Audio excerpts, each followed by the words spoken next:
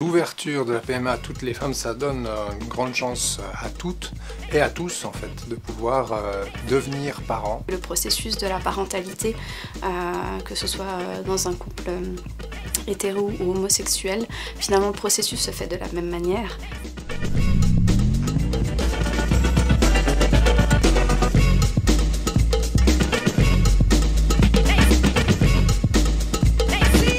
D'un point de vue psychologique, il n'y a pas de contre-indication ou d'opposition à cela.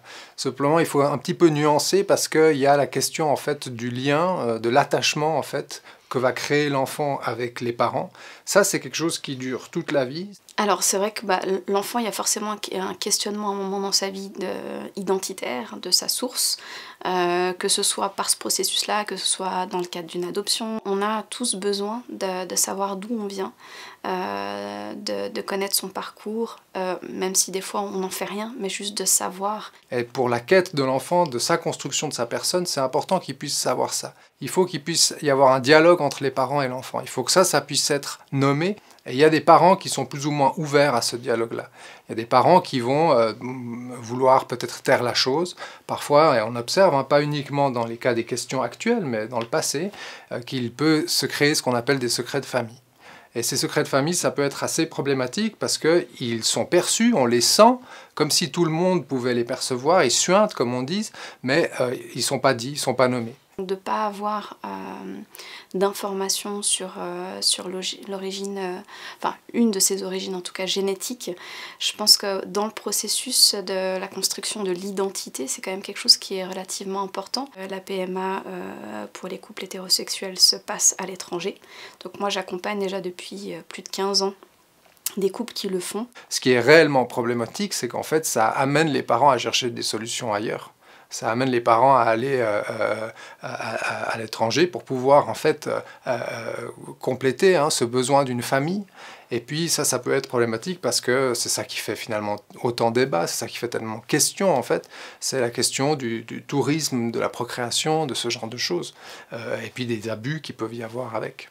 J'ai une situation d'une femme, par exemple, qui, autour de 40 ans, n'avait pas trouvé de compagnon et qui avait un désir de maternité assez important, donc qui a décidé de faire une PMA dans ce cadre-là, à l'étranger. Et le questionnement qui peut être présent pour elle, c'est justement comment amener ça à son enfant. Alors j'ai déjà eu un suivi avec un couple homoparental qui a eu 2 enfants. Et puis ça a été un long chemin de croix pour finalement pouvoir avoir un enfant parce que c'est pas autorisé en Suisse. Pour ces personnes qui n'y avaient pas accès jusqu'à aujourd'hui, c'était difficile parce qu'il faut faire le deuil finalement d'un désir qui est là. Enfin, je veux dire, on commence déjà tout petit à jouer au papa et à la maman et à être dans une dynamique de parentalité. C'est quelque chose qui se construit au fur et à mesure de notre vie. Des fois, on a aussi envie de reproduire un petit peu la fratrie qu'on a pu avoir, de pouvoir aussi expérimenter d'être parent à son tour. Et c'est vrai que ça peut amener beaucoup de souffrance. Ce qui, pour moi, dans cette question ressort beaucoup, c'est qu'il y a de nombreuses complications et de nombreux méandres d'ordre administratif, juridique, légaux, qui reposent bien sûr sur des principes éthiques. Je ne pense pas qu'on les met en place comme ça, de manière arbitraire. Mais cela dit, elle complexifie beaucoup ce qui est en fait important, c'est-à-dire la naissance de cette famille. La construction de cette famille, la manière dont ils vont tisser des liens les uns avec les autres, c'est ça qui devrait être pensé. Comment expliquer finalement ce processus à son enfant? Qu'est-ce que je peux lui dire, pas lui dire?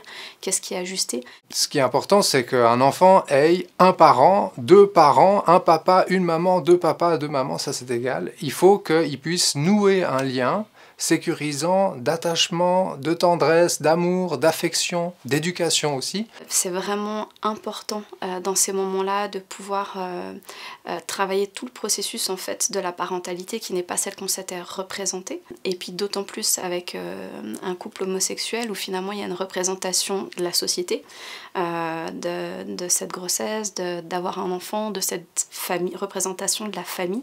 Et c'est tous ces aspects-là qu'on va travailler. Si un des 2 parents est le parent biologique et l'autre ne l'est pas.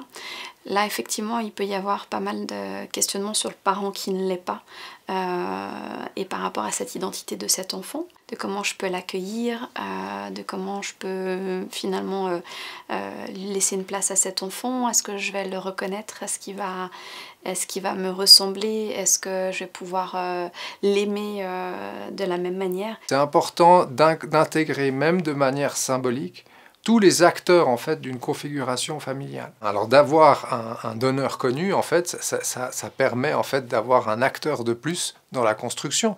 S'il est intégré et qui fait partie quelque part de la représentation de l'enfant, ça peut être une figure identitaire de plus, ça peut être aussi un autre acteur relationnel qui permettra et aidera l'enfant aussi à grandir.